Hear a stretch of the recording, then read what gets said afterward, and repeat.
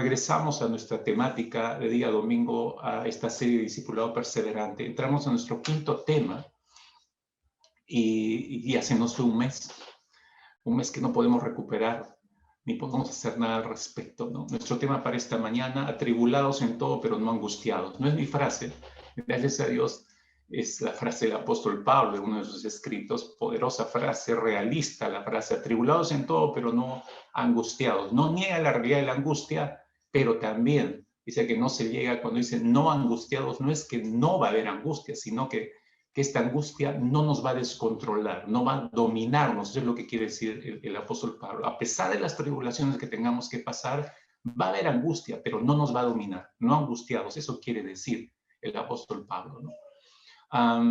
Hay un aforismo muy famoso entre la cultura griega, y este aforismo, que fue atribuido al filósofo Sócrates, aunque no se sabe si él fue el primero en usarlo. Bueno, se ha puesto en boca de muchos filósofos griegos, pero lo cierto es que marcó la vida y el pensamiento griego. Y este aforismo reza así, dice: conócete a ti mismo, conócete a ti mismo. Y nosotros, que somos una cultura influenciada por la cultura griega, los griegos influenciaron en todo el mundo, entonces muchos de nuestros sistemas están basados en los sistemas griegos. Entonces esa frase no pasó desapercibida, a muchos les encanta, muchos la utilizan y muchos la recomiendan y la ofrecen a otros, ¿no? Conócete a ti mismo, ¿no? Suena bien, pero hay que entenderla primero en su contexto y luego ver si es aplicable para nosotros. Conócete a ti mismo. Si esto nació en cuna griega, cuna de la filosofía al mismo tiempo, y le daban tanta relevancia a la filosofía, lo que Sócrates, o sea, cual fuera de los griegos que acuñó esta frase, lo que quería decir es que las respuestas del ser humano, en ese tiempo, recuerden, ¿no? La filosofía estaba muy en boga.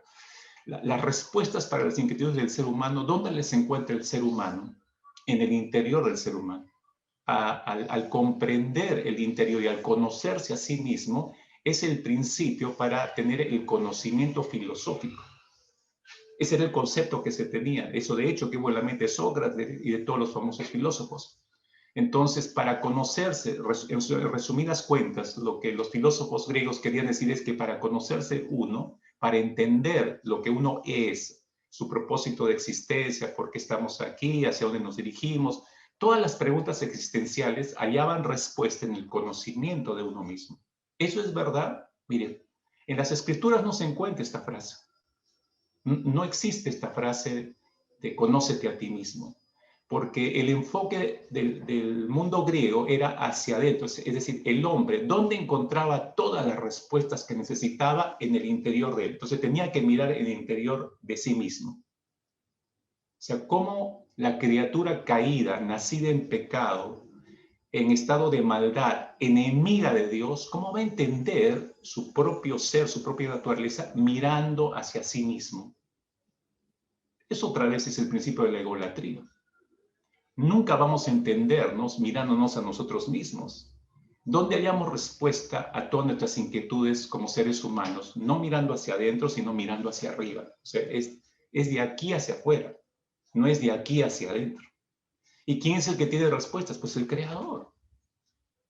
Si Él nos creó, Él nos conoce mejor que nadie. Y Él mantiene oculta esas respuestas. No, las escribió, nos las reveló. Para eso tenemos una Biblia delante de nosotros. Entonces, es diferente la concepción de conocerse a sí mismo. Entonces, pastor, ¿no tiene ningún valor la frase conócete a ti mismo? No, sí, colemos y quedémonos con lo bueno. Hay un proverbio interesante en el libro de Proverbios, capítulo 23, versículo 17, dice Salomón, dice: porque cuál es su pensamiento en su corazón, tal es él. Porque cuál es su pensamiento en su corazón, tal es él. O sea, ¿qué está diciendo Salomón? O sea, lo que pensamos, nuestro proceso mental, es lo que va a determinar lo que somos, nuestras acciones. Si yo no entiendo mi proceso mental, mis razonamientos, entonces nunca voy a poder dar razón ni entender mi accionar. Entonces, ahí usted encuentra el principio. Entonces, tenemos que entender nuestro pensamiento, pero ¿dónde encontramos las respuestas? No en nosotros, sino en el Señor. Lo que somos, ¿no? ¿Qué dice la Biblia que somos? Seres caídos, pecadores, malvados, enemigos de Dios. Por naturaleza somos así. Vamos en contra del Creador. No nos gusta el término reconciliación y menos sujeción a Dios. Eso es lo que somos. La Biblia nos muestra eso. No es que nosotros lo imaginemos. ¿Y qué es la escritura? La palabra revelada de Dios. ¿Me entienden? Entonces, en el Señor encontramos esas respuestas. El apóstol Pablo, en su magistral capítulo 7 de su carta a los Romanos, muestra un conocimiento pleno de lo que Él es, ¿no? Versículo 15 del capítulo 7. Lo que hago no lo entiendo, pues no hago lo que quiero, sino lo que aborrezco, eso hago. Y si lo que no quiero, eso hago, apruebo que la ley es buena. De manera que ya no soy yo quien hace aquello, sino el pecado que mora en mí. Y yo sé, conocimiento de Él, conocimiento de lo que es. Y yo sé que en mí, esto es en mi carne, no mora el bien, porque el querer el bien está en mí, pero no el hacerlo. Porque no hago el bien que quiero, sino el mal que no quiero, eso hago. Y si hago lo que no quiero, ya no lo hago yo, sino el pecado que mora en mí. Y yo sé que en mí, dice Pablo, eso es tener pleno conocimiento de sí mismo. Pero ¿dónde tuvo ese conocimiento? ¿Dónde entendió el pecado que moraba en él? ¿Dónde entendió que él hacía todo lo contrario a Dios? A través de la revelación divina. Pablo no encontró esto entrando en sí mismo, aplicando el aforismo griego, conócete a ti mismo, y descansó en eso, procuró conocerse a sí mismo. No, eso no hizo Pablo. Él se rindió ante el Señor. Muéstrame lo que soy, Señor. Eres un miserable, eres un gusano, no mereces nada, no mereces de mi gracia, y sin embargo te estoy dando la oportunidad de salvación. Entonces él entendió lo que era. En los años obviamente fue madurando todo esto, porque imagínense la comunión que tenía con el Señor y la revelación que seguía recibiendo de parte de Dios. Este es el resultado. Entonces, no es el pensamiento, el aforismo griego, a la manera como lo pensó Sócrates, es a la manera como lo muestra el apóstol Pablo. No es hacia adentro, es en el Señor, es en Dios. Entonces, ¿por qué estoy empezando con esto, mis hermanos? Porque nuestro tema titula Tribulados en todo, pero no angustiados. Si nosotros no entendemos nuestros procesos de angustia, porque nos conocemos a nosotros mismos en nuestra naturaleza de pecado, nunca vamos a poder enfrentar esos cuadros de angustia. Hoy en día se ha dado cuenta, todo lo que está pasando genera angustia. No hay día, me atrevo a decir esto, no hay ningún día, mis hermanos, que no sintamos cierto nivel de angustia. Enciende el televisor y usted no espera que confinamiento otros 15 días y ya, ay, Dios, ya empieza a preocupar y entró la angustia. Se despierta al día siguiente o horas después, pum, le pegan la llamada telefónica. Mi tío acaban de hospitalizarlo de emergencia, está entrando a UCI. Te genera la angustia. Vas a salir al mercado, te pones la máscara, 40.000 máscaras, el visor y todo, tu traje de astronauta. ¿Por qué? Entras en tensión ya y empezó la angustia otra vez. Cuando sales, no encontrarte con grupos de gente, si le estás empiezas a esquivar. Hay un estado de tensión permanente, todo tiene que ver con angustia. Todo tiene que ver con angustia, hermanos. Es por eso que la semana pasada decíamos que todo pensamiento, espero que le refresque la memoria esto, dijimos, todo pensamiento, todos mis razonamientos, todas mis proposiciones, todas mis conclusiones mentales, todas mis reflexiones, todos mis análisis mentales, todo debe hallar una conclusión en la palabra de Dios. Debe hallar un asidero en la palabra revelada de Dios. Debe hallar un fundamento sólido sobre la palabra de Dios. Y eso ayuda a que mi mente sea renovada y yo pueda conocer mi forma de pensar, mi forma de reaccionar ante las situaciones críticas, ante la enfermedad, ante la muerte, ante los momentos estos que generan angustia permanentemente sobre nuestro corazón. Eso es conocernos a nosotros mismos. Ahora, entendiendo esto, yo quiero utilizar el tiempo que nos queda hacia adelante para ver dos cosas básicamente. Primero quiero mostrarles cómo la ve la angustia del ser humano, cómo la define, porque eso nos muestra hasta dónde tiene conocimiento del ser humano, pero no quedarnos con esto. sino una segunda parte, ver cómo una familia muy cercana al Señor Jesucristo, cómo manejó el proceso de angustia. Recuerda que 2 semanas atrás pusimos primero como ejemplo al Señor Jesucristo. Una mente bíblica en acción en la persona del Señor Jesucristo. Empezaba su día así, lo seguía así, y es un excelente ejemplo para nosotros. La semana que continuó vimos una mente renovada en acción en la vida de Bernabé. Y lo que queremos buscar hoy es, entendiendo nuestros procesos mentales y cómo reaccionamos ante la angustia, vernos a través de una familia bíblica que era muy cercana al Señor Jesucristo. Cómo manejaron. Porque eso nos va a mostrar, se va a dar cuenta que va por etapas la angustia y viaja así nuestro corazón.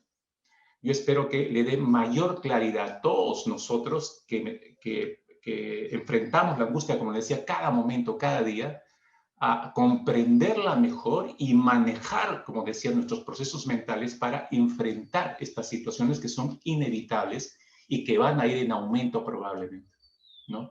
Que van a ir en aumento. Una hermana me decía, conversado con ella esta última semana, me decía, yo no pensé que iba a vivir para ver esta situación. Pues nadie, ninguno de nosotros, ¿no? Este cambio, este giro de todo el mundo, y se habla mucho acerca de que el mundo ya no va a volver a ser igual. Nuestra generación está viviendo la experiencia de la transición de un mundo a otro, de una sociedad a otra, de sistemas diferentes a otros sistemas. Estamos en la etapa de transición, nos han metido en la etapa de transición. Si alguna vez lo escuchamos hace años atrás, dijimos, bueno, cuando me muera y esté bien enterrado, quizás mis hijos lo lleguen a ver o mis nietos, pero no la vimos tan cerca, mis hermanos. Sería necio y no sabio no escuchar atentamente todo lo que Dios nos está diciendo en estos últimos tiempos, porque su venida evidentemente está muy cerca. Entonces, atribulados en todo, pero no angustiados. Permítame primero entrar a este aspecto, a este primer punto, como le decía rápidamente, ¿cómo es vista la angustia por el ser humano? ¿Cómo el ser humano ve la angustia? Según la Real Academia Española, usted sabe que es el diccionario más renombrado y de peso en todo el mundo, la palabra angustia tiene 7 acepciones, bueno, más de 7 acepciones, como 11 acepciones, y ahí usted las tiene en columna, ¿no? Define angustia la Real Academia Española como aflicción. Fíjese todo lo que podemos percibir nosotros: aflicción, congoja, ansiedad, temor opresivo sin causa precisa, aprieto, ¿no? Situación apurada, sofoco, ¿no? Sensación de opresión en la región torácica o abdominal, dolor o sufrimiento, náuseas, estrechez de lugar o de tiempo. Así la define la Real Academia. Etimológicamente, la palabra angustia viene del latín angustus, que significa angosto o estrecho. ¿Por qué? Porque cuando uno está en angustia se siente así. Por eso la definición anterior hablaba acerca de sensación de opresión en la región torácica o abdominal. Me siento presionado, no puedo respirar, me siento en aflicción, en angustia. Angustus, estrecho, angosto. Esta definición obviamente es llevada al plano de lo que estamos pasando ahora en lo que se llama en la era del coronavirus por los especialistas, los cuales llegan a diversas conclusiones. Hace unos meses atrás se reunieron en Argentina varios especialistas de la salud mental a revisar lo que ya se estaba anunciando de que en este año, que ya estamos, ya el año pasado se anunciaba que el mayor problema que la humanidad iba a enfrentar era en el área de la salud mental. El mayor problema que los seres humanos iban a enfrentar es en su área mental. Y obviamente Dios se fue adelantando porque ya nos empezó a abrir el panorama hacia esta área. Por eso estamos en este tema de hablar mucho acerca de la mente, el manejo de los pensamientos, nuestros procesos mentales, cómo enfrentarlos, cómo entender, ¿no? Nuestras propias reacciones. Entonces, todo este grupo de profesionales del área de la salud, no sé si habría algún cristiano entre ellos, no se especifica obviamente eso, emitieron un tremendo documento donde daban todas sus conclusiones o sus apreciaciones.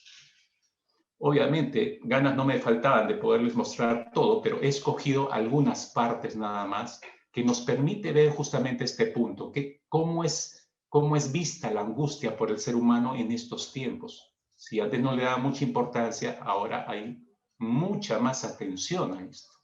Entonces, ¿a qué conclusión llegaron todos estos especialistas? Fíjese, lo primero, lo que voy a compartir son pensamientos, conclusiones de todos estos médicos en la salud mental, ¿no? Dicen ellos que nosotros todos tenemos la mirada estrecha en este momento de pandemia. Eso significa que nos cuesta evaluar las situaciones de forma desapegada para afrontarlas. Tenemos mirada de túnel.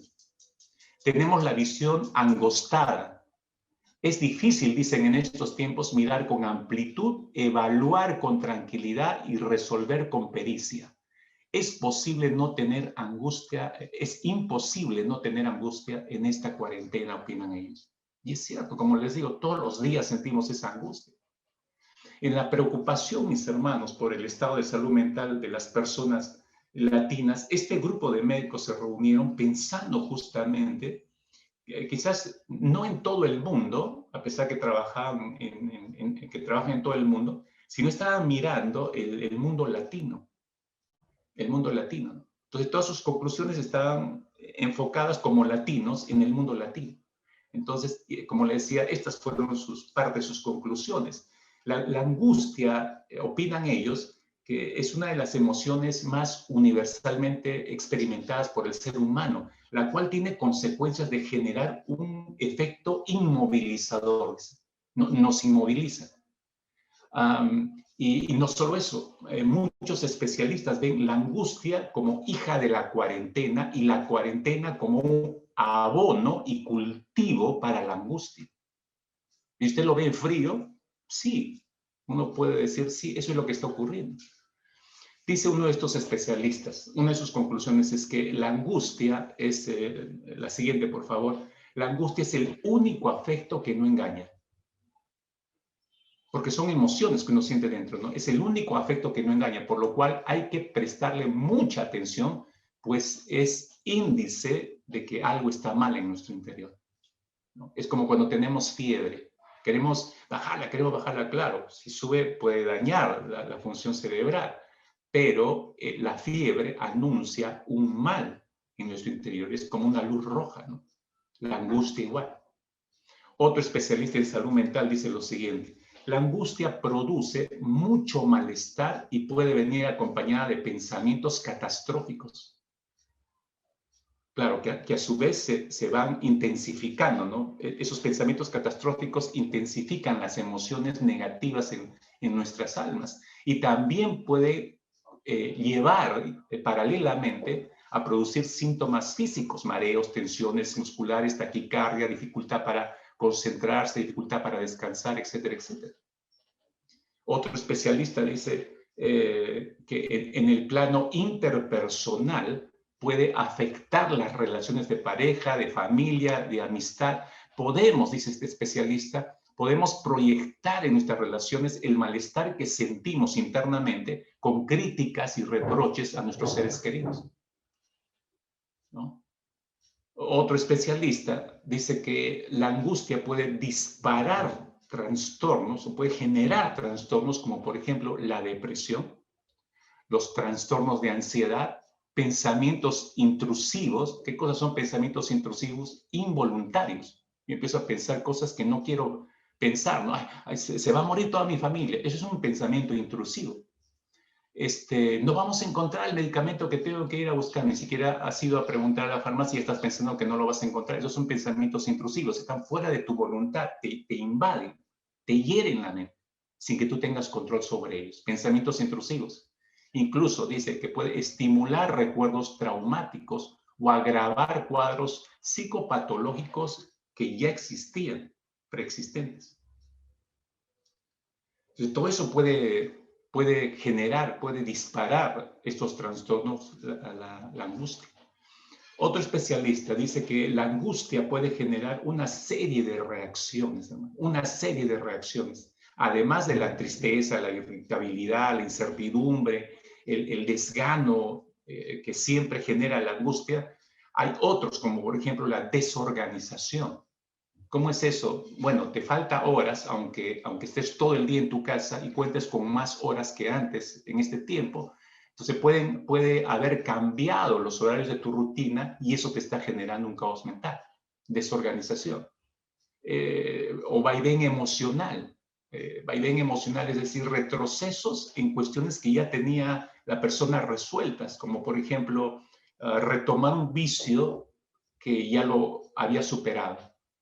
Hiperactivismo, dormir demasiado, alimentarse excesivamente, que ya lo había superado mucho atrás, regresan.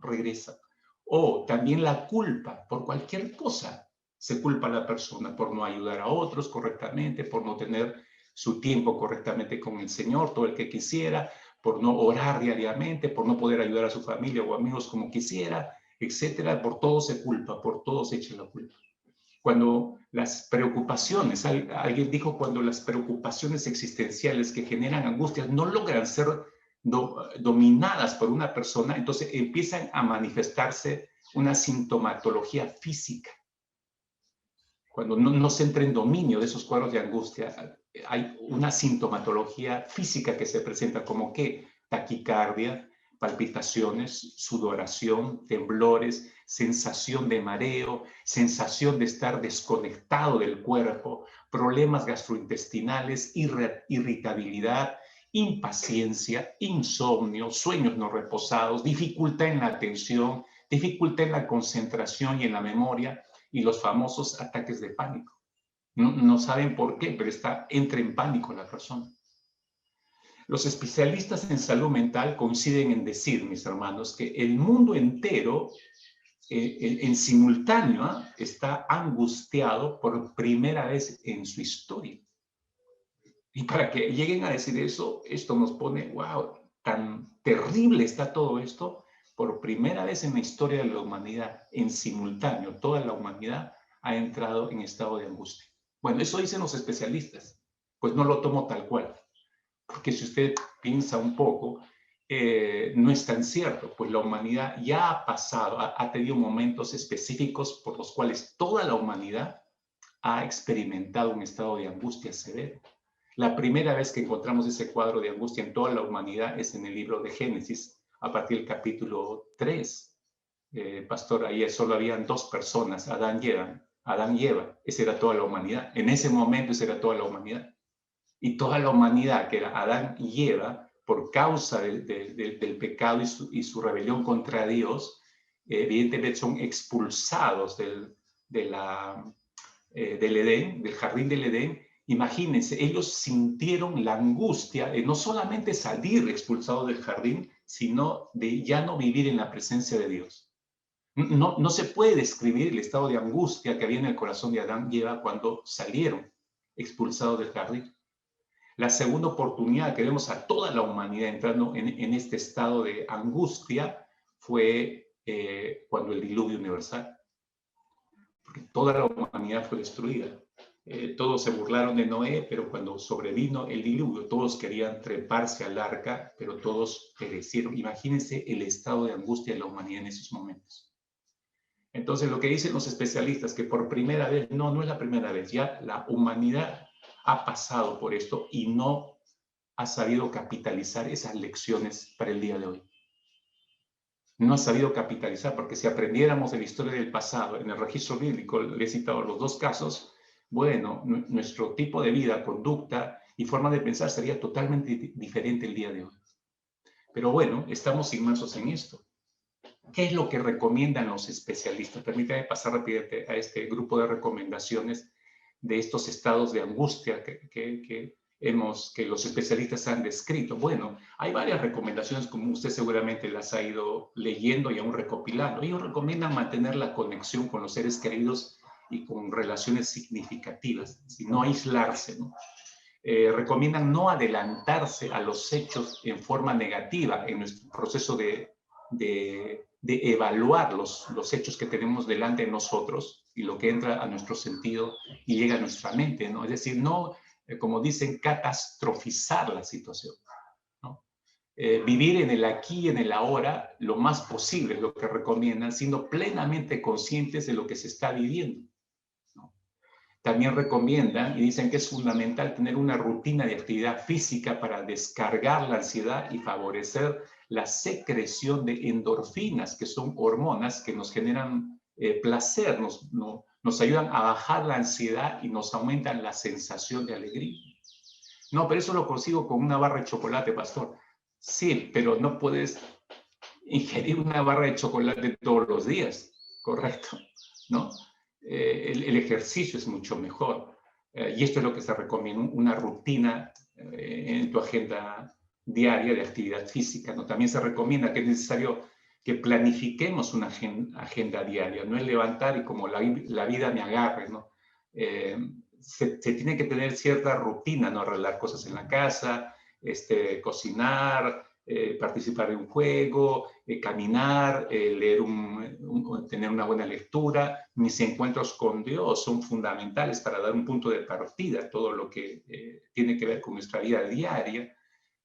Esto ayuda muchísimo a que nuestra mente no esté concentrada como en túnel, como decíamos al inicio. Una mentalidad de túnel, nos evita eso. También recomiendan los especialistas establecer una dieta lo más sana posible y cumplir con lo que llaman el sueño higiénico. ¿Qué es eso? Es decir, dormir tus 8 horas diarias, ¿no? Para darle descanso al cuerpo. Usted sabe, el horario en la noche en que dormimos, el cuerpo necesita esas horas para restaurarse. Recomiendan también tratar de no disociarnos y no desorientarnos en el tiempo, ¿no? Es que hoy, ¿qué día es hoy? No importa, si estamos encerrados en la cuarentena, no importa. No, sí importa. O sea, llevo el registro, sé qué hora es, qué día es hoy, considerando que el encierro nos lleva a tener esa mentalidad, ¿no? De no importa qué día es, no importa la hora, que es total, cada día es igual. No. O sea, otra vez estamos entrando en la mentalidad de túnel, ¿no? Se recomienda también los especialistas que no hay que dejarse llevar por los pensamientos, ser arrastrado nada más por los pensamientos. Muchas veces cuando uno deja que los pensamientos fluyan libremente, sin un gobierno, sin una evaluación correcta y adecuada. Recuerden, nuestro tamiz es las escrituras. Todo pensamiento, por eso dice el apóstol Pablo, debe ser llevado cautivo. O sea, yo lo tengo que forzar. Que no quiero, que no importa. No es que no importa, vamos a evaluarlo de acuerdo a la palabra del Señor. También se recomienda mantenernos activos y ellos lo llaman, bueno, productivos, como dicen, ¿no? Tratar de apuntar a nuestro crecimiento personal, espiritual, en estos tiempos de incertidumbre, no abandonarnos. No es que entramos en una cuarentena y no me interesa mi vida espiritual, no. Nos debe interesar más porque va a ser nuestro sustento. Al final me van a permitir recomendarles una excelente lectura para aprovechar bien los 15 días que se nos vienen por delante, ¿no? Y como estaba hablando con un grupo de jóvenes, les decía, no es que estos 15 días, bueno, vamos a tirar como caimán panza arriba y ya, pues esperar que pase la cuarentena comiendo, viendo Netflix o programa tras programa o haciendo cualquier cosa y distrayéndome, juegos en red. No, recuerda que usted está formando su mente, está cuidando su espíritu, entonces lea lo que lo edifique. Así que al final me voy a permitir recomendarle un excelente libro que yo sé que va a ser de mucha bendición y ayuda a todos nosotros. Entonces, ponerse metas mínimas también recomienda, ¿no? Lo que contribuye, lo que se ha descubierto es que lo que aumenta el estado de angustia es cuando nos ponemos expectativas demasiadas altas. Entonces, lo recomendable es ponerse metas mínimas, alcanzar las metas mínimas, evaluarlas y poner las siguientes metas y uno va avanzando sin meterse más angustia o presión hacia sí mismo por ponerse expectativas demasiado elevadas o altísimas. Por último, recomiendan que se debe respetar rutinas, se debe respetar horarios de comida, de trabajo, de sueño, respetar esos horarios también, los horarios de ejercicio, los horarios de consumo de información secular, ¿no? Yo ya anteriormente hemos mencionado esto, si usted va a estar todo el día escuchando y mataron y robaron y asaltaron y no llega la vacuna y no llega la vacuna, robaron, el congresista lo le descubrieron tal cosa, al otro congresista y al que está postulando a la presidencia le descubrieron tal cosa, lo descartaron. Y usted está todo el día escuchando esa noticia, imagínense su mente. Regular el tiempo de consumo de la información acerca de toda la problemática que estamos enfrentando, ¿no? Sea sabio en lo que está viendo a lo largo del día, en lo que está escuchando a lo largo del día. Bueno, esta es la manera como ve el mundo la ansiedad y como recomienda manejarla. ¿Esto es suficiente? ¿Esto es válido? Bueno, todas estas recomendaciones caen por su propio peso y muchas de estas son útiles. Sí, son útiles. ¿Pero son suficientes? No. No son suficientes porque aquel que no conoce a Dios, aquel que no conoce a Cristo, obviamente todas estas recomendaciones al pie de la letra y cree que ahí va a encontrar tranquilidad, ahí va a hallar paz. La paz, les recuerdo a mis hermanos, no se halla de esa forma. La paz para el alma solamente la puede dar Cristo Jesús. Entonces le decía yo, veamos cómo entonces entendamos a través de este ejemplo familiar cómo funciona la angustia en nuestro ser interior. ¿Cuáles son las etapas que yo tengo que identificar y dónde tengo que actuar, ¿no? ¿Dónde tengo que actuar sobre todo con la palabra del Señor? Entonces, ¿cómo manejó su angustia la familia de Lázaro? ¿Se acuerda de la familia de Lázaro? ¿No? Una familia a la cual amaba el Señor Jesucristo. Evangelio de Juan, capítulo 11 específicamente, vamos a empezar allí a analizar un poco a través de esta familia cómo manejaron su momento de angustia extrema, porque que tuvieron varios momentos de angustia, de hecho que la tuvieron como todas las familias. Recuerda que vivía en una aldea llamada Betania y la traducción de Betania, según los especialistas, es algo así como lugar de pobreza. Betania era una aldea muy pobre. Imagínense la angustia que deberían haber sufrido todos sus habitantes, entre ellos la familia de Lázaro. Pero les llega un clímax de angustia, un extremo de angustia. Imagínense igual como nosotros. Y hay una tensión en nosotros. La primera cuarentena, la muerte, el que algún familiar nuestro se enfermara, lo veíamos lejano. Y llega esta segunda ola y la muerte se acercó muchísimo a nosotros. Familiares nuestros empiezan a ser hospitalizados, caen con COVID y cada vez más y cada vez más. Entonces, como un cerco que se estuviera cerrando. Imagínense la angustia que empieza a generar eso en el interior de nuestra alma, en el interior de nuestras mentes. Igual, la familia de Lázaro enfrentó un momento crítico como este, que no lo buscó ni lo esperaba, pero lo enfrentó. ¿Cómo lo manejaron? Acompáñenme, por favor. Dice el versículo 1. Estaba entonces enfermo uno llamado Lázaro de Betania, la aldea de María y de Marta, su hermana. Estaba entonces enfermo uno llamado Lázaro. Vemos el inicio de este versículo, nos muestra ya la presencia de un estado de angustia, ¿no? Este gráfico nos va a ayudar mucho a entender. Esta es la primera etapa de la angustia. La primera etapa de la angustia, ¿no? Que percibieron las hermanas de Lázaro y Lázaro obviamente también. Ese estado, ellos percibieron ese estado de intranquilidad intenso, como es definida la angustia, por lo desagradable y la presencia de una enfermedad, ¿no? Nadie espera, nadie recibe con bienvenida enfermedad, qué gusto, qué bueno, te estábamos extrañando. Nadie dice eso, ¿verdad? O sea, llega y nos golpea. Entonces, es una presencia desagradable. La familia de Lázaro lo percibió así. Y no solo desagradable, sino que representaba un peligro para Lázaro y una desgracia para todos ellos. En un lugar y en un contexto de pobreza, es decir, acá no había que una cama UCI inmediatamente, una buena clínica, un buen hospital, oxígeno cerca, no había nada de eso, hermanos. No había nada de eso. El momento que llegó Lázaro era peor que lo que estamos viviendo ahora, quizás, ¿no? En una aldea tan pobre, ¿no? Lo que no es difícil imaginar en el texto, y no necesitamos leer o que diga el texto eso, es lo que había en el corazón de estas hermanas o de estos hermanos, incluyendo a Lázaro. Que había presente angustia, congoja, una angustia que empieza a ganar el corazón de cada uno de ellos. Versículo 2.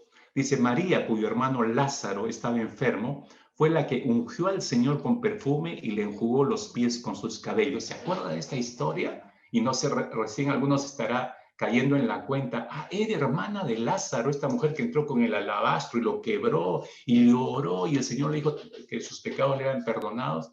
Exactamente, esta era la hermana de Lázaro. Es lo que el versículo 2 nos está manifestando. Solamente cita Juan el Evangelista, nos aclara esto para saciar nuestra curiosidad y para que usted hoy diga, ah, era la hermana de Lázaro, por fin, descubrí un dato más interesante en la Biblia. Esa no es la intención del evangelista, hermanos. No es la intención del evangelista Juan. Entonces, ¿por qué está haciendo esa aclaración?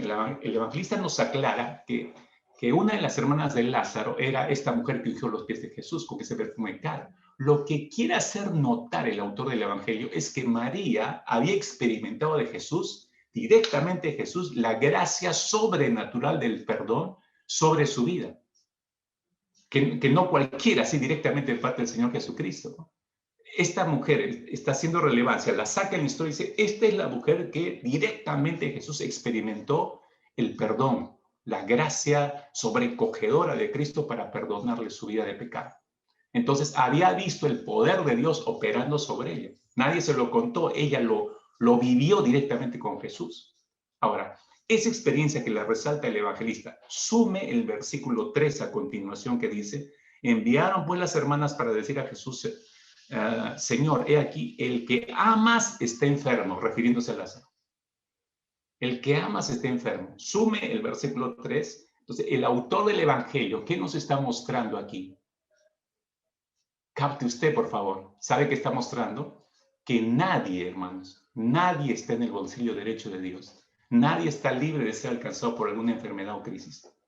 Por más que nosotros amemos de todo nuestro ser al Señor Jesucristo, por más que Él nos ame más que nosotros mismos a Él, no estamos exentos de ser alcanzados por alguna enfermedad, por alguna crisis. Ninguno de nosotros, hermanos. Ninguno de nosotros. Ubiquémonos. Regreso al versículo 3. Ahora entiende usted por qué el evangelista está haciéndonos recordar quién es cada quien acá. Es para demostrar esto, ¿no? Uno de los más amados por el Señor, igual. ¿Por qué le alcanzó la enfermedad? Algunos estarán preguntando, pero ¿por qué Dios permitió? Si era al que amaba, estimaba mucho a Lázaro, ¿por qué permitió? Ya, esas son las preguntas que nos da vuelta en la cabeza en estos días, ¿no? ¿Por qué permitió a mi papá, que un hombre muy fiel siempre iba a la iglesia? ¿Por qué a mi esposo? ¿Por qué a mi hijo, a mi hija, que siempre fueron a la iglesia, fueron fieles y estuvieron ahí? ¿Por qué? ¿Por qué? Esas preguntas nos dan vueltas en las mentes, hermanos. Fíjese, al mandar a buscar, versículo 3, al mandar a buscar a Jesús, las hermanas de Lázaro, nos están mostrando que su angustia iba en aumento. La angustia iba en aumento. Pues no solamente estaban viendo que su hermano Lázaro no estaba mejorando, sino que es probable, voy a decir solo esto, es probable, un rato nomás, yo te aviso, Carlito, un rato ahí, por favor. Es probable que Lázaro, por el avance de su enfermedad, lo cual no se detalla, no nos dice qué enfermedad tenía, es probable que ya Lázaro hubiera entrado ya en un estado de shock. Y al entrar en un estado de shock, ya decayó su alimentación, decayó su comunicación.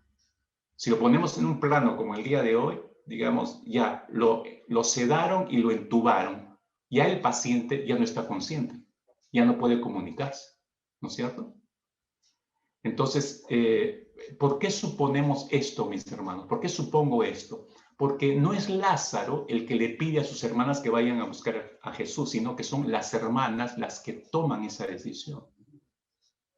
Entonces, al parecer, Lázaro ya estaba bien mal.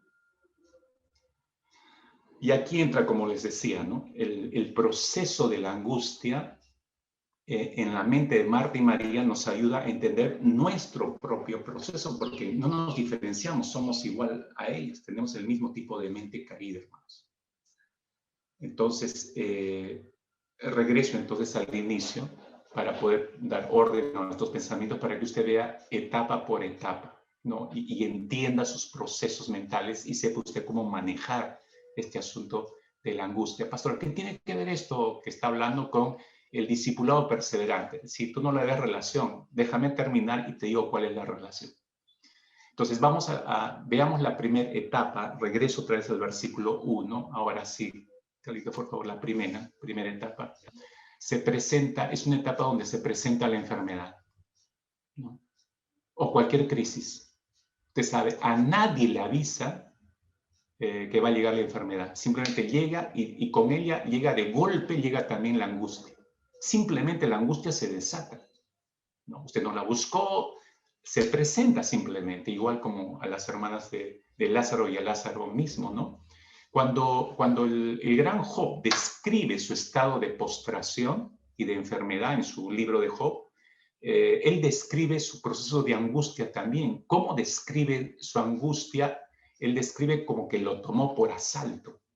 Fíjese, por favor, Job capítulo 30, versículos 25, 26 y 27. El gran Job dice: no he llorado por aquel cuya vida es difícil. Antes de golpearle la crisis a él, miren lo que estaba él haciendo. No he llorado por aquel cuya vida es difícil. Es decir, él tenía compasión, estaba haciendo empatía con los que estaban sufriendo.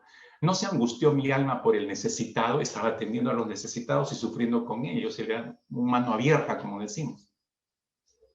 Entonces, pero miren la conclusión de Job, ¿no? Verso 26, dice: cuando esperaba yo el bien, vino el mal.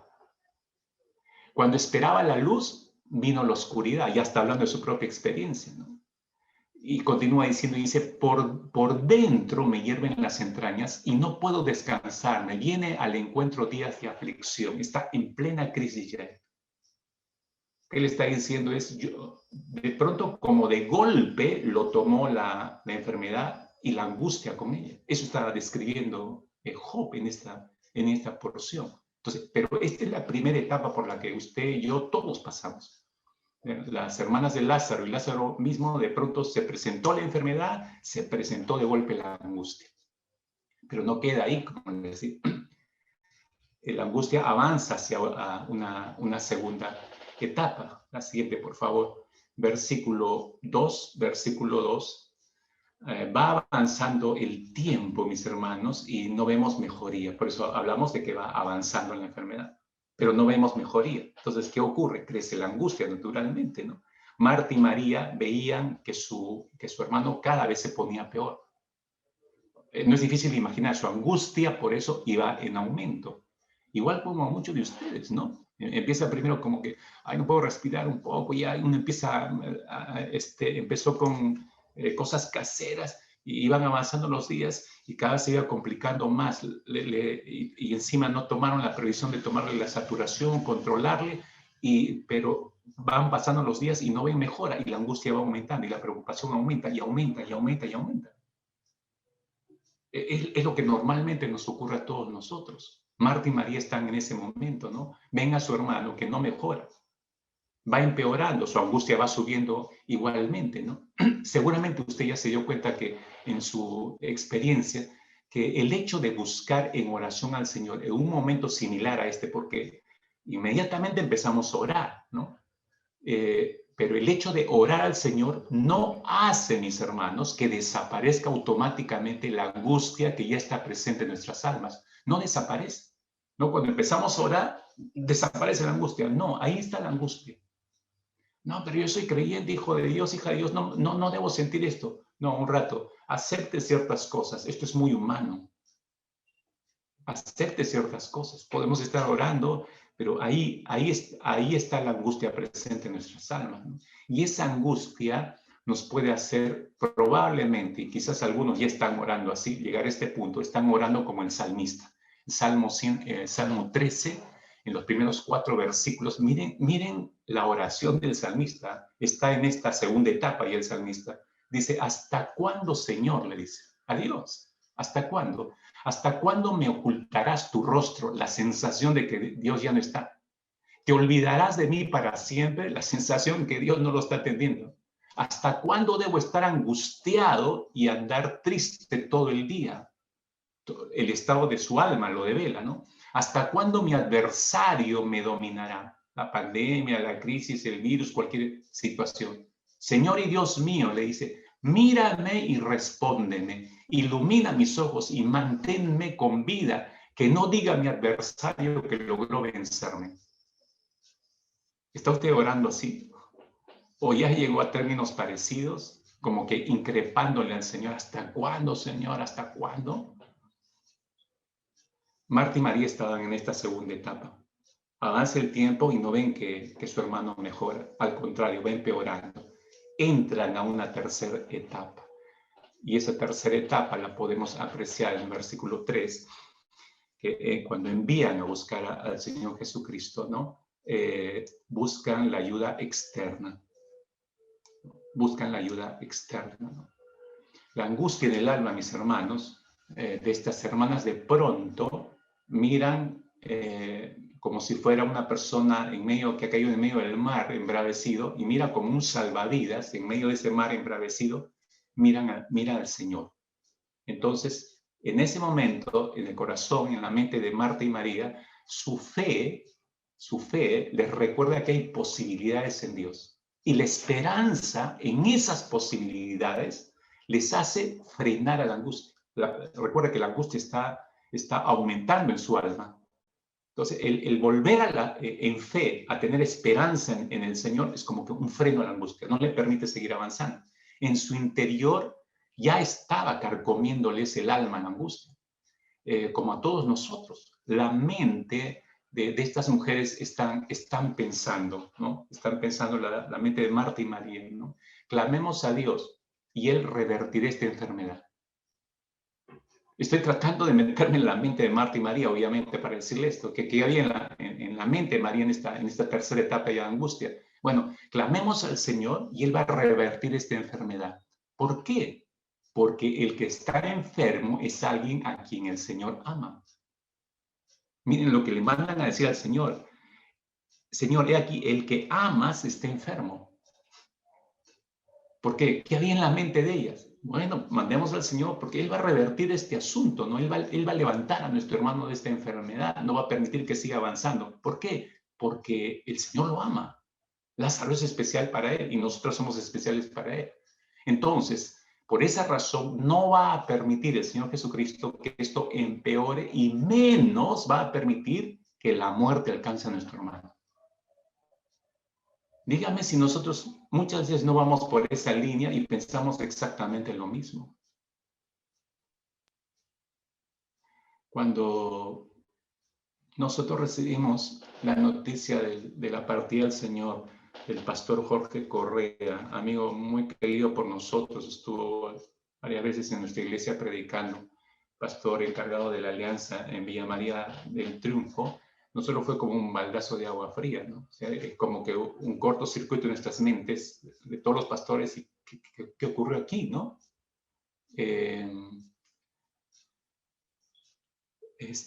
Nos costó asimilar este asunto mucho, ¿no? Un hombre al servicio tuyo, Señor, por años, y lo hemos visto preocupado por esta iglesia, por la anterior donde estuvo. En Huánuco lo apoyamos algunos años, fuimos con liderazgo, con 2 equipos de líderes, en un par de oportunidades a ayudarlo cuando estaba en Huánuco como pastor de la alianza allí.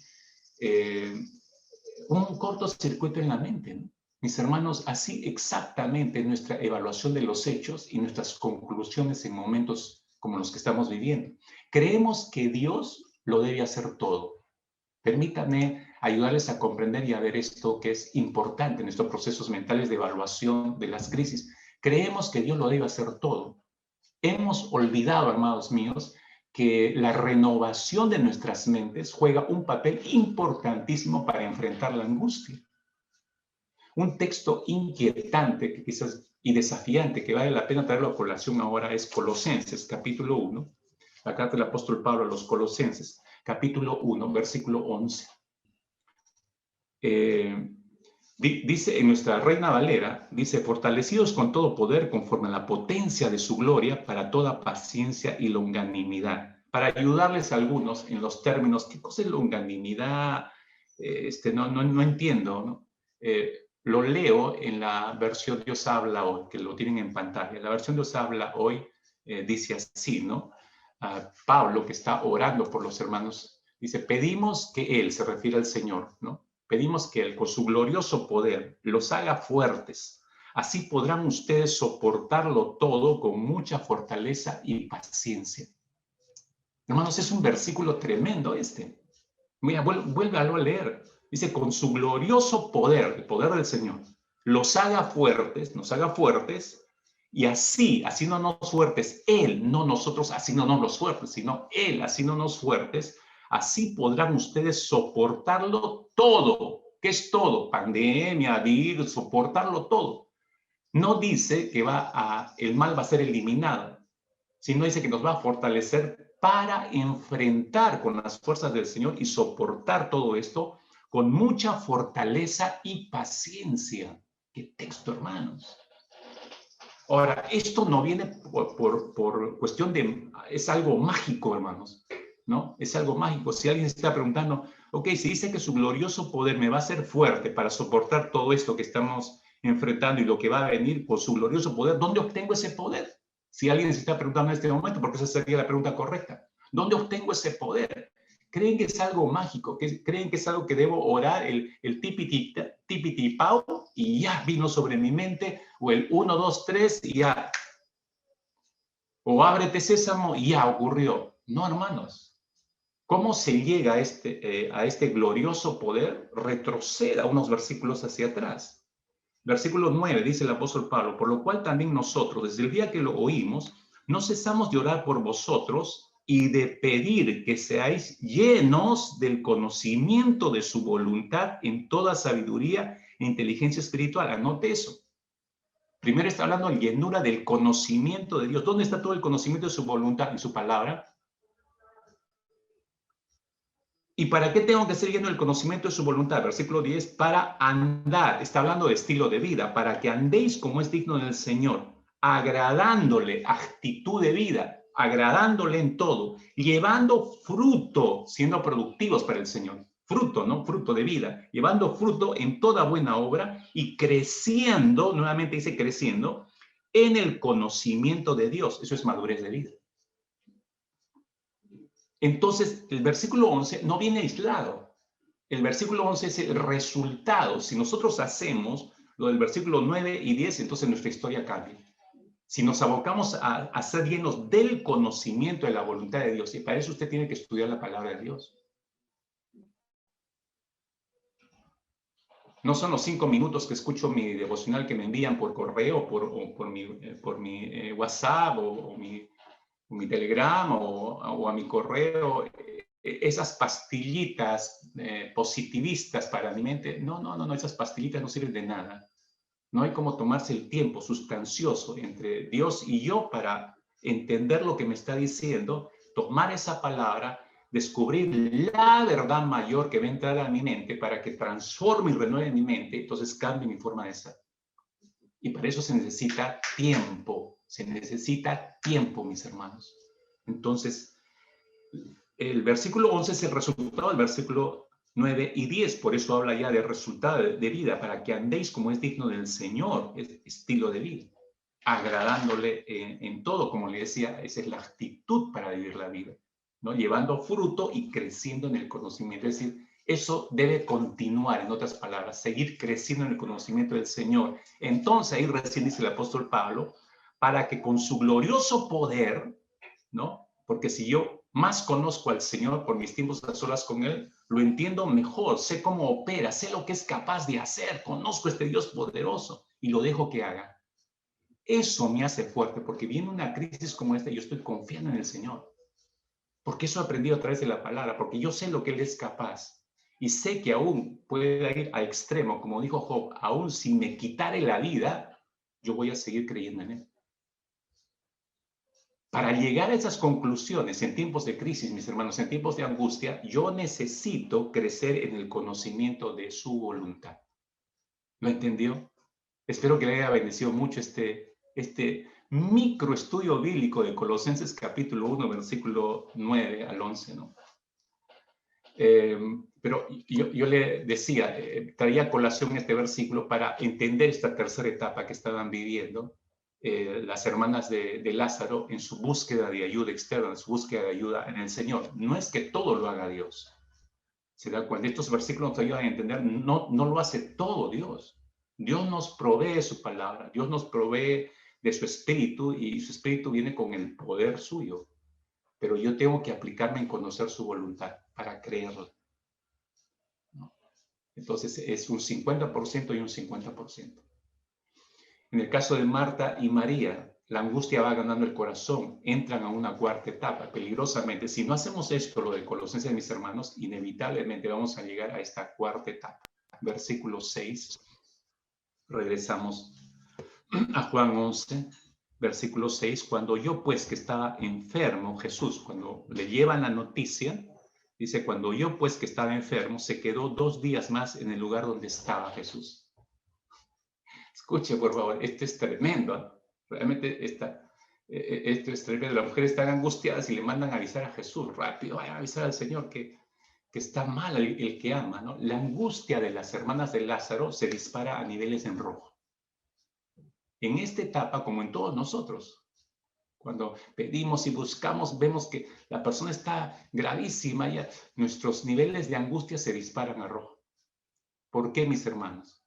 Dice el versículo 6, en el caso de Marta y María, ¿por qué se dispararon sus niveles de angustia? Cuando le llega la noticia a Jesús, ¿no? A quien él ama, y el que ama está enfermo y está agonizante, ¿ya? Pero el Señor decide quedarse 2 días más donde estaba. ¿No les parece eso raro?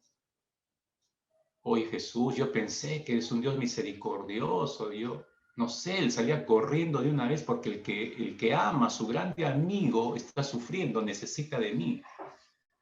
¿Dónde estaba Jesús? Entendamos, mis hermanos, yo los pongo en contexto rápidamente para entender algunas cosas que no las vemos. ¿Dónde estaba Jesús? Porque dice que se quedó 2 días más. ¿Dónde estaba? ¿Dónde estaba Jesús? Si usted retrocede el capítulo 10 al final, versículo 39, siempre la multitud lo estaba persiguiendo al Señor Jesucristo. Y lo perseguían para que les dé de comer o para que sanara a alguien. Dice, procuraron otra vez prenderle al Señor, pero se escapó de sus manos. Y se fue de nuevo, dice versículo 40, 10:40, y se fue de nuevo al otro lado del Jordán, al lugar donde primero había estado bautizando Juan. Se refiere a Juan el Bautista. Y se quedó allí, en ese lugar. ¿Qué lugar era ese, mis hermanos? Yo tengo un pequeño mapa para mostrarles y esto los ayude a ubicarse en estos lugares. La siguiente, por favor, Carlitos. Gracias. Para ayudarlos a entender esto. Ustedes tienen, Palestina en tiempo de Jesús está dividido por provincias. Jerusalén, el en punto rojo, estaba dentro de la provincia de Judea, ¿no? Lo que ve con letras grandes ahí, Judea. Todo esto es Judea. Y la provincia al costado, el Mar Muerto recibe esa línea azulita que ven descendiendo, ese es el río Jordán. Y hacia arriba viene del mar de Galilea. Entonces de ahí viene el río Jordán y desemboca en el Mar Muerto. Entonces a la izquierda de ustedes está, entre el Mar Muerto y el Mar Mediterráneo, está la provincia de Judea, cuya capital es Jerusalén. Lo amarillo que ven por encima de ustedes es la provincia de Samaria. Lo que está a su derecha, al otro lado del Jordán, es la provincia de Perea. Les estoy dando una lección de geografía bíblica así rapidísima, hermano, ¿no? Para ubicarnos nada más. Entonces, Betábara, que es donde dice que Jesús se quedó. ¿Cómo sabemos que es Betábara? Bueno, para como se dice, los chanconcitos, en el Evangelio de Juan, capítulo 1, verso 28, está el dato de dónde bautizaba Juan, del otro lado del Jordán, y era aquí en Betábara, dice. Probablemente este es el lugar donde fue bautizado también Jesús. Entonces Jesús estaba no en la provincia de Judea, estaba en la provincia de Perea, en Betábara. Cruzó el Jordán y se fue a Betábara. Si usted se fija, debajo de Jerusalén hay otro punto rojo, que es la aldea de Betania. Ahí vivía Lázaro con sus hermanas, ¿no? Ahí vivía Lázaro con sus hermanas. Y entonces la distancia entre Jerusalén y Betania eran de 3 escasos kilómetros. Una persona a pie podía irse de Jerusalén a Betania o viceversa en 15 minutos caminando. 15, 20 minutos podía ser. Pero Betábara estaba un poco más lejos de Jerusalén. Betábara estaba a 30 kilómetros de Jerusalén. Si una persona quería ir a pie de Betábara a Jerusalén o de Jerusalén a Betábara, le tomaba entre 3 a 4 horas la caminata. 3 a 4 horas. ¿Correcto? Entonces, esto para ubicarlos nada más en la geografía bíblica. Ahora, regresando al texto, dice que Jesús estaba en Betábara y quédate en el mapa, Carlita, quédate en el mapa. Hay algo que todavía están ubicando para que puedan ver las distancias. Entonces, Jesús estaba en Betábara, dice, recuerda usted, a 30 kilómetros de Jerusalén. Y si una persona quería hacer a pie de Betábara a Jerusalén, le tomaba como 3 horas, 3 a 4 horas. Eso significa, mis hermanos, que Jesús, al enterarse de la agonía de Lázaro, si él inmediatamente se hubiera dirigido a Betábara, le hubiera tomado entre 3 y 4 horas. La caminata le hubiera tomado 3, 4 horas llegar inmediatamente. Pudo haber llegado inmediatamente, donde la familia de Lázaro. Pero no decidió eso, según lo que leemos en las Escrituras, sino que se quedó 2 días más en Betábara. Ahora, ya se imagina usted, ¿no? Ya se debe estar imaginando, las mujeres sobre todo, porque dice que las mujeres entienden a las mujeres, y algunas están pensando, ay, yo que Marta y María ya me estaría arrancando los pelos, ¿no? No llega Jesús, no llega Jesús. Ya están sintiendo ustedes la angustia que había en el corazón de estas hermanas.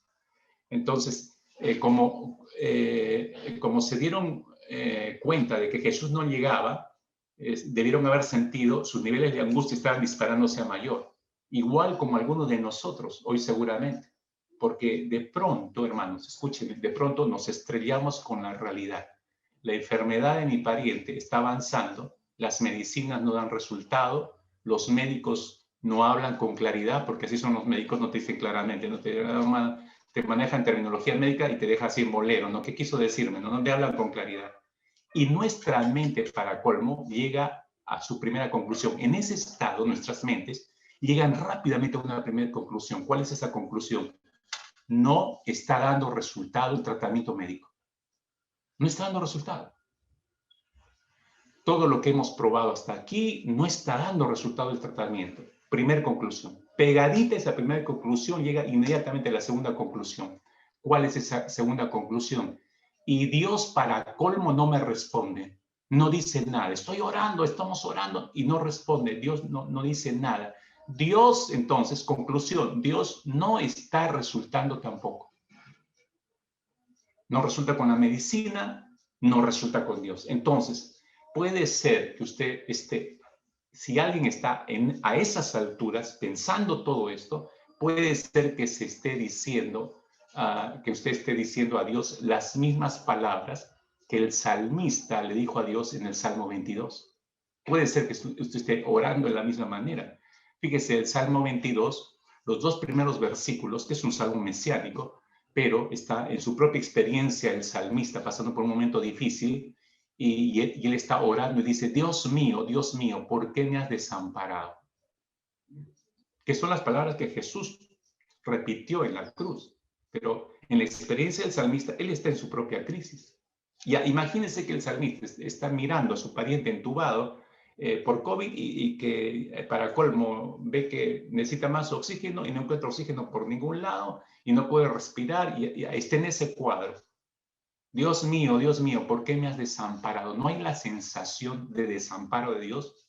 ¿Se ha sentido así? ¿Por qué estás, miren lo que le dice a Dios, ¿por qué estás tan lejos de mi salvación y de las palabras de mi clamor? O sea, es como si no escuchara a Dios. ¿Te interesa un poco más? Y le dice, ¿te interesa lo que te estoy pidiendo, Señor? Dios mío, clamo de día y no respondes, y de noche y no hay para mí reposo. ¿Alguno de ustedes ha llegado a ese punto? ¿Está usted orando igual que el salmista? Su estado de angustia ha llegado a esta cuarta etapa. Ahora fíjese, pero no se detiene ahí.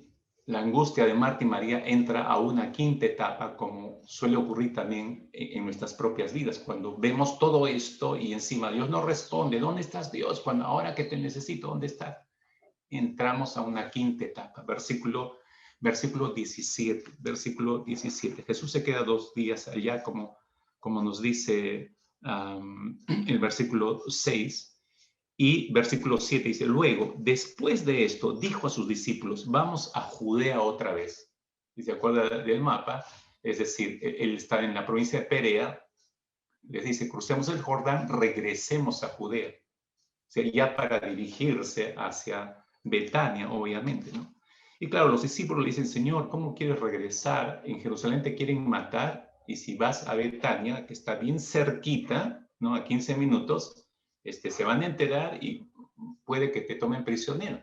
Están tratando de persuadirlo de que no haga esto, ¿no? Pero Jesús les responde, verso 11, dicho esto les dijo después, nuestro amigo Lázaro duerme, mas voy para despertarle.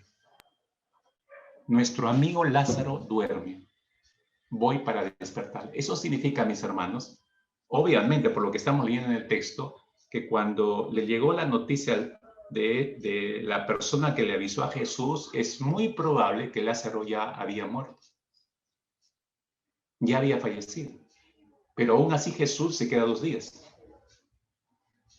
Entonces, esta quinta etapa en la que entran las hermanas de Lázaro,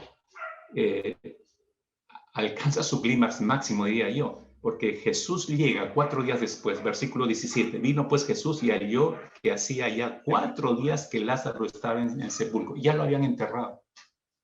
Aparentemente, la conclusión, aparentemente la enfermedad y la muerte ha vencido. Todos podrían pensar eso. Ya, la muerte venció, la enfermedad venció, ¿no? Algunos pueden tener esa sensación, aquellos que han visto partir rápidamente, algunos familiares los han visto fallecer. No, la muerte ganó. Le ganó al Señor Jesucristo la enfermedad y el virus. Puede que haya esa sensación, no verbalizada, pero hay ese pensamiento. Miren, llegado a este punto, 4 días después de haber enterrado a su hermano Lázaro, la angustia ha afectado notablemente los sentidos de estas 2 hermanas. Todos sus sentidos están como embotados por la angustia. Es probable que sus almas ya estaban experimentando, como hemos visto anteriormente en el primer punto, depresión, trastornos de ansiedad, pensamientos intrusivos, como yo les estaba diciendo, pensamientos que vienen involuntariamente, ¿no? Como suele venir en estos casos a muchas personas. Ay, qué dolor, me muero, ¿por qué no me atropello un bus? La vida ya no sirve de nada, murió mi padre, murió mi esposo, ya nada va a ser igual, nada tiene sentido, pensamientos intrusivos, nocivos. Y probablemente ellas en su mente ya estaban no solo en depresión, en ansiedad, sino con pensamientos intrusivos, incluso teniendo recuerdos traumáticos, como mucha gente los tiene en estos momentos, ¿no? Es decir, ven el momento crítico, están en su angustia, están en esta quinta etapa y están diciéndose, le comunican que falleció, pudimos haberlo llevado a otro hospital, pudimos haber consultado a este otro médico, pudimos haber probado con esta medicina que nos avisaron. ¿Por qué Dios no hizo algo? Entramos en ese plano de ese tipo de preguntas. Empezamos a cuestionarlo todo. Empezamos a ver probabilidades que ya no hay nada que hacer. En ese punto está Marta y María. ¿Por qué no hicimos esto? ¿Por qué no hicimos aquello? Ya no se puede hacer nada. Ya la persona partió y todo de nada sirve ese recuento. Pero nuestra mente va en esa dirección, ¿no? Fíjense todo el daño que puede causar la angustia. Número 3 cosas. En primer lugar, la angustia nos hace perder de vista lo que Dios es. Por favor, escuche esto para aprender a manejar nuestros procesos mentales y cuando la angustia vaya avanzando sobre mente y corazón. La angustia nos hace perder de vista lo que Dios es. Mire nada más a Marta y a María. A Marta en manera especial, lo que le dice a Jesús cuando va llegando Jesús a la aldea, no ha entrado todavía a la aldea de Betania y lo alcanza. Marta alcanza a Jesús, sale a su encuentro, versículo 21, si se dan cuenta. Miren lo que le dice a Jesús, Señor, de frente, ¿no? A quemarropa, Señor, si hubieras estado aquí, mi hermano no habría muerto. ¿Qué quiso decirle con eso al Señor? Marta está, escuchen, súper desubicada está Marta. Y en otras palabras, le está echando toda la culpa al Señor Jesucristo de la muerte de su hermano. Si hubieras estado aquí. O sea, se terminó de morir porque tú no llegaste. ¿Dónde estaba, Señor? Un poco más y no vemos líneas o entre líneas, decirle, ¿no? ¿En qué estaba? ¿Qué? ¿Te importaba más otra gente y no tu amigo el que amas? ¿Qué cosa no le hubiera dicho, no le hubiéramos dicho nosotros? ¿No? Y bien a la peruana todavía, ¿no? Entonces, Marta está súper desubicada y está tan nublada, mis hermanos, que no se da cuenta con quién está hablando. Pues si Cristo Jesús es Dios encarnado, si es el Hijo del Dios viviente, el que está delante de esta mujer, ¿acaso, hagas esa pregunta conmigo fríamente desde fuera de esta situación, ¿acaso necesita estar presente para hacer algo el Señor? ¿Necesita estar presencialmente presente para hacer algo? No. Jesús incluso en cuerpo humano no llegó a algún lugar y a la distancia sanó a alguien. No necesita estar presente el Señor. Marta ha perdido de vista todo esto, a pesar que dice que lo reconoce que es el Hijo de Dios. Entonces la angustia nos hace perder de vista lo que Dios es. Nos hace perder de vista que es el Dios todopoderoso, es el omnipotente Dios. Nos hace perder de vista, hermano. Tengamos cuidado. La angustia, en segundo lugar, nos hace perder de vista su palabra. Observen a Marta, parece que no ha perdido de vista al Señor, pero ha perdido de vista su palabra. Versículo 22, hacia adelante, fíjese, dice, más también sea ahora que todo lo que pidas le está diciendo al Señor Jesucristo. No sé que todo lo que tú pidas a Dios, Dios te lo va a dar. Jesús le responde a ella, le dice, tu hermano resucitará, le dice. Ella insiste, el verso 24, le dice, yo sé que resucitará en la resurrección en el día postrero. No en este momento. Jesús le está diciendo, va a resucitar. No, yo sé que va a resucitar en el día postrero, ¿no? Jesús le dice lo siguiente. Miren, tremenda verdad doctrinal sale el logos, el verbo hecho carne, de sus labios, sale una palabra poderosa para esta mujer. Le dice, yo soy la resurrección y la vida. El que cree en mí, aunque esté muerto, vivirá. Y todo aquel que vive y cree en mí, no morirá eternamente. Y le pregunta a ella, ¿crees esto? Es decir, ¿crees esta palabra? Marta, ¿crees esta palabra? La pregunta del Señor es clarísima. ¿Crees mi palabra, mujer? Le está preguntando. Pero Marta, nublada por su angustia, capte esto, porque eso es lo que hace la angustia, nos nubla, nos hace perder la palabra del Señor. Le responde al Señor en el verso 27. Sí, Señor, yo he creído que tú eres el Cristo, el Hijo de Dios, que has venido al mundo. Jesús no le está preguntando, ¿crees quién soy yo? Esa no es la pregunta. Si Jesús le hubiera preguntado, ¿crees quién soy yo? Claro, la respuesta de él hubiera sido la correcta. Sí, sí, Señor, yo he creído que tú eres el Cristo, el Hijo de Dios, que has venido al mundo. Esa sería la respuesta correcta. No le está preguntando eso el Señor. Le está preguntando, ¿crees en mi palabra? Te acabo de decir que yo soy la resurrección y la vida. Te acabo de decir que el que cree en mí, aunque esté muerto, vivirá. Te acabo de decir que todo aquel que en mí cree no morirá eternamente. ¿Crees esa palabra? Mire cómo la angustia le había hecho perder de vista la palabra del Señor en la mente de Marta. Tenemos que tener cuidado, hermanos, porque la angustia, en tercer lugar, también nos hace perder de vista los propósitos de Dios. Los propósitos de Dios. Si hemos sido creados para su gloria, piensen por favor conmigo. Efesios capítulo 1 dice eso, hemos sido creados para la gloria de Dios. Eso significa, hermano, hermana, que todo lo que hagamos debe ser hecho para la gloria de Dios. Eso significa que hemos sido creados para la gloria de Dios. Todo lo que hagamos, todos nuestros proyectos, todo tiene que apuntar para darle gloria a Dios, no darme gloria a mí.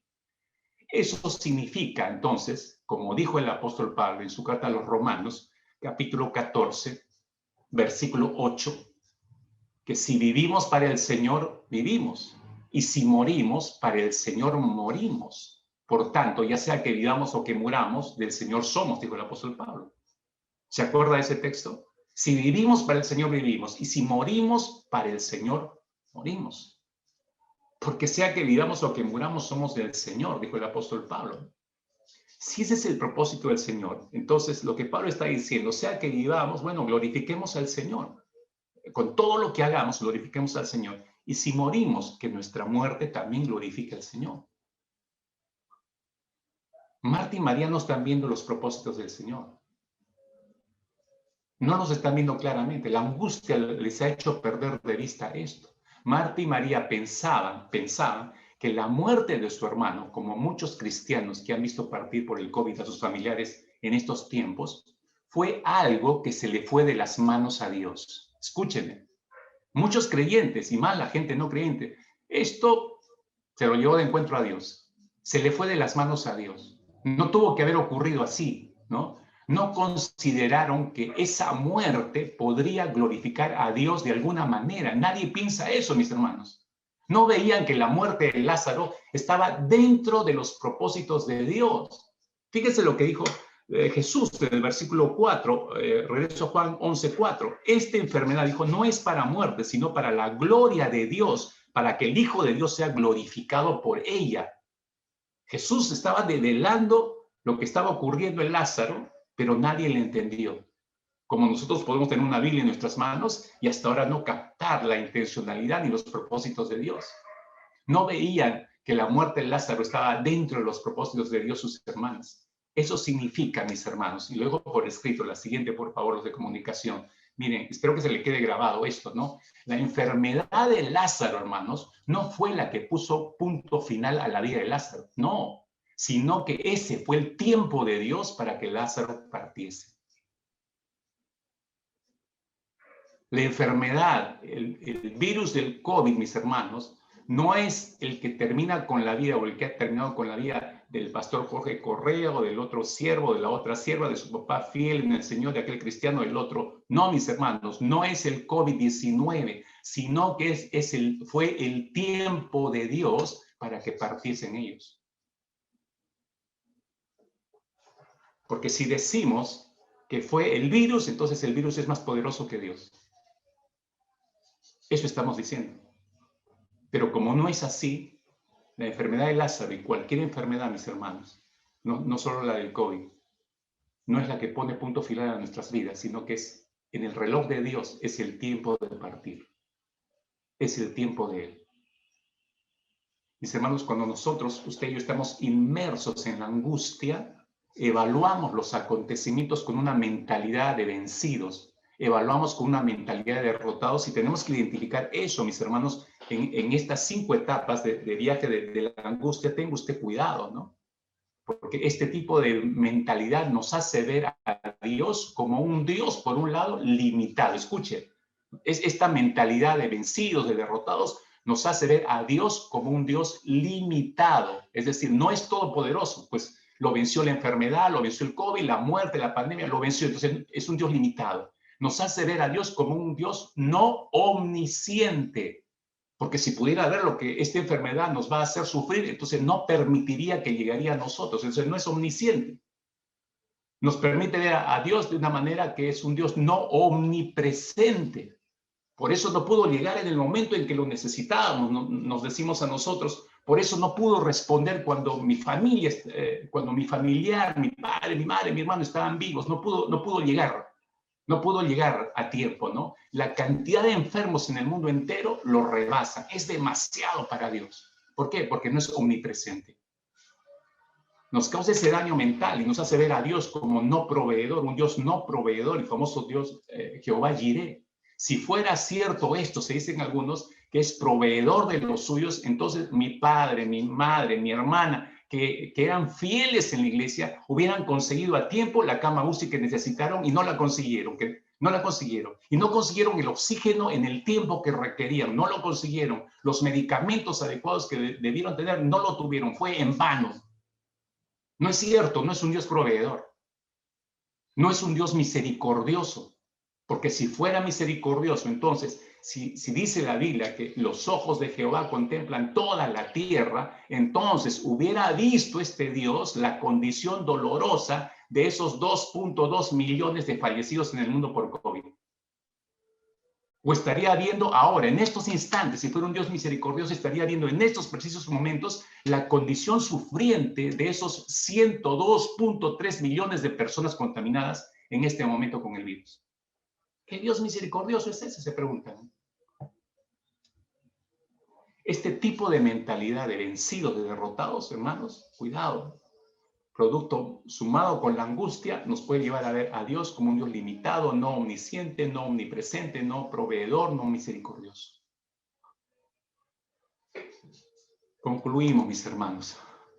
Todo esto nos lleva a ver nuestras propias mentes, ¿se está dando cuenta? Nos permite ver nuestro propio pensamiento en este largo proceso que nos espera, hermanos. ¿Cómo es que nosotros enfocamos nuestras circunstancias y cómo evaluamos nuestras crisis en medio de estas angustias? Observe usted, por favor, con atención la angustia, la ansiedad de Marta y María ante la enfermedad de su hermano. Y la llevo a que vea ya desde fuera del texto, fíjese a dónde las llevó, a que toda la atención de estas dos mujeres, escuche, toda la atención de estas mujeres estuviera dirigida alrededor de la enfermedad de Lázaro. Error. No podemos concentrarnos alrededor de la enfermedad de nadie, porque perdemos nuestro eje, puesto los ojos en el autor y consumador, que es Cristo. Podemos ver que cuando Lázaro enfermó, en el versículo 1, las hermanas envían a avisar inmediatamente al Señor Jesucristo, versículo 3, quizás ellas razonaron humanamente pensando y creyeron que estaban haciendo bien, ¿no? Si Él ha sanado a muchos otros, seguro que lo va a hacer con nuestro hermano Lázaro. Además, va a venir más rápido porque es su amigo y es un amigo al cual Él ama. Como decía, un proceso de razonamiento nada objetivo para ese momento. Sin embargo, como vemos por la respuesta de Jesús en el versículo 4, cuando Jesús dice, esta enfermedad no es para muerte, sino para la gloria de Dios, yo quiero invitarte antes de terminar a que esto lo grabes en tu mente. Esto nos muestra, la respuesta de Jesús nos muestra, mis hermanos, que hay otras posibilidades de enfocar las situaciones adversas y productoras de angustia y ansiedad. Repito, nosotros cuando llegamos a este punto de enfermedad, de agonía y posible muerte, solo lo vemos desde ese ángulo. Giramos en torno a la enfermedad. Están matando a mi pariente, están matando. Dios, haz algo, Dios, haz algo. Estamos girando en torno a la enfermedad. Pero no miramos desde la óptica de Jesús. Jesús está por encima de la enfermedad y de la muerte. Y Él está mirando fuera de Lázaro. Hay otras posibilidades de enfocar las situaciones adversas y productoras de angustia y ansiedad. Por eso Jesús dijo, esta enfermedad no es para muerte, sino para la gloria de Dios, para que el Hijo de Dios sea glorificado por ella. Esto es lo que nos pasa a la mayoría de nosotros, mis hermanos, y no puedo terminar sin centrar sus mentes, mi propia mente, para ver este asunto de que estamos errando nuestra concentración. Esto es lo que nos pasa a la mayoría de nosotros hablando humanamente. Ante estas situaciones solamente vemos nuestra situación de angustia y esto nos impide ver con claridad los propósitos de Dios. Perdemos de vista los propósitos de Dios. Jesús veía el propósito de Dios en la situación que estaba viviendo Lázaro, más allá, por encima de la enfermedad y de la muerte. Jesús sabía, mis hermanos, que la situación de Lázaro tenía el propósito de manifestar la gloria de Dios. ¿Por qué, hermanos? Ahora, le ayudo a entender esto. Porque la resurrección de Lázaro era el preludio de la propia resurrección del Señor Jesucristo. Le explico esto rápidamente, hermanos. Jesús tuvo 3 años ministrando en esta tierra, como muchos sabrán. Empezó a los 30 años y terminó a los 33, haciendo una serie de milagros en esta tierra. En su segundo año de ministerio, si situamos cronológicamente el accionar de Jesús, en su segundo año de ministerio realizó 2 resurrecciones antes de la de Lázaro. La de Lázaro fue la tercera. En su segundo año de ministerio realizó esas 2 resurrecciones que son las únicas, aparte de la de Lázaro, que los evangelistas nos mencionan. Resucitó a la hija de la viuda de Naín, ¿recuerdan? Saliendo el cotejo fúnebre, Jesús se encuentra, la ve llorar a la mujer, llama a la vida a este joven y lo resucita. Posteriormente resucita a la hija de Jairo, ¿recuerdan? Son las 2 resurrecciones que realiza Jesús en su segundo año de ministerio. De esta manera, Jesús estaba mostrando su poder para dar vida como credencial de su deidad también. O sea, que Él era Dios. Pero la resurrección de Lázaro quedó reservada para el final. la que realizó en los últimos meses previos a su aprisionamiento y crucifixión. Aunque en esos meses, en esos últimos meses, Jesús hizo 3 sanidades previas, solo 3 sanidades, y luego la resurrección de Lázaro, en los últimos meses. La resurrección de Lázaro fue algo que nadie olvidaría. Mucha gente podría haber olvidado la resurrección del hijo de la viuda de Naín o de la hija de Jairo, porque pasó más de un año. Pero reservó esta última resurrección antes de ir a la cruz, porque, le vuelvo a repetir, era el preludio para su propia resurrección. Lázaro entonces quedó reservado para el final y realizó esa resurrección en sus últimos meses. La resurrección de Lázaro fue algo que nadie iba a pasar por alto, porque previo a su muerte, Jesús deseaba dejar bien marcada esta promesa a los suyos, la que encontramos en Juan, capítulo 11, versículo 25, ¿no? Yo soy la resurrección y la vida. El que cree en mí, aunque esté muerto, vivirá. Quería que eso quede grabado en la mente de sus discípulos. Para muchos, mis hermanos, en estos tiempos de pandemia, lo que Dios hace parecería que no tiene sentido. Se siguen preguntando, ¿cómo es posible que este Dios que dice que tiene el control de todo está permitiendo que sigan muriendo estas pobres personas? No tiene sentido, ¿no? Porque lo miramos y tratamos de interpretar el accionar de Dios desde nuestro angustiado corazón, y así no vamos a poder. Y esto es precisamente lo que no nos permitirá realizar un evangelismo perseverante ni un discipulado perseverante. Y esta es la relación. Y algunos que estaba preguntando al inicio del mensaje, ¿qué relación tiene todo esto, y Lázaro, y la muerte, y la angustia, con el evangelismo o con el discipulado perseverante, que es el énfasis de este año para nosotros?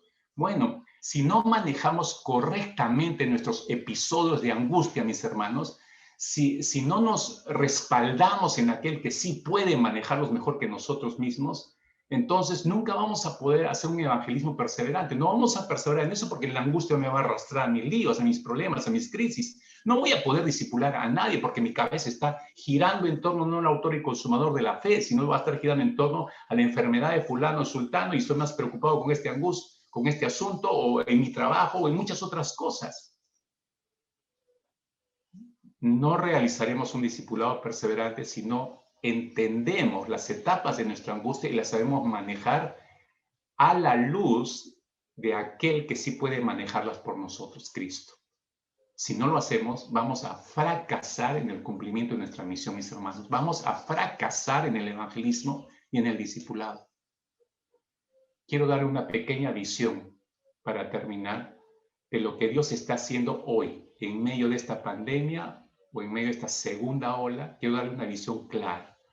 Y no lo voy a dar con mis propias palabras. Deseo tomar las palabras del doctor James Dobson, que están contenidas en un libro muy interesante, que es el libro que le voy a recomendar que lea usted.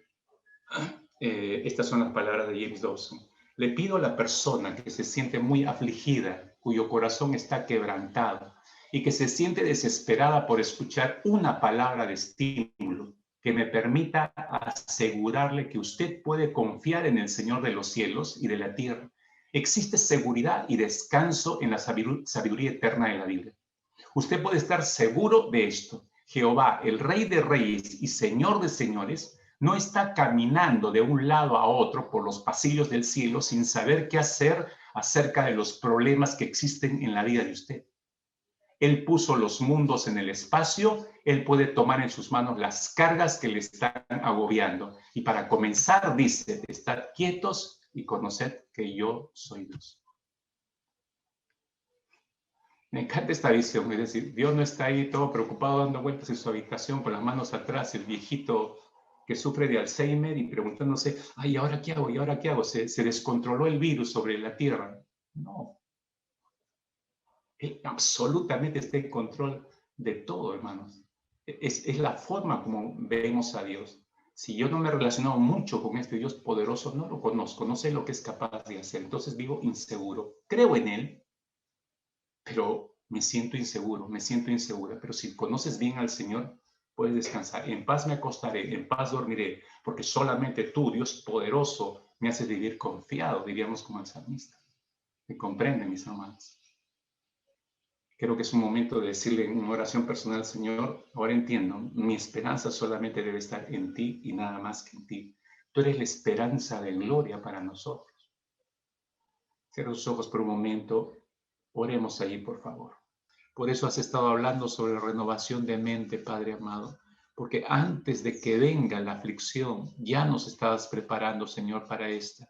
Entonces, eso significa que no es cuando entremos a la primera etapa de angustia, sino que si nuestra mente ha sido renovada anticipadamente, entonces cuando llegue el día de la angustia, como dice el salmista, estaremos seguros en tus manos, porque evaluaremos y procesaremos esa experiencia en nuestras mentes de manera correcta y reaccionaremos de manera correcta. A pesar del dolor de la angustia, reaccionaremos, Señor, ecuánimemente y no perderemos de vista ni tu presencia ni tu palabra en ningún momento, Señor. Padre, muchas gracias por permitirnos en esta mañana ser encaminados a esta verdad, porque si no manejamos correctamente nuestras angustias, ¿cómo podremos ser perseverantes en el evangelismo? ¿Cómo podremos ser perseverantes, Señor, en el discipulado? No tendremos cabeza para ello, Señor, pero todo eso será posible si aprendemos a manejar correctamente nuestros procesos de angustia. Gracias, Señor, por tus principios, por tus lecciones. En el nombre poderoso de Cristo Jesús. Amén, Señor.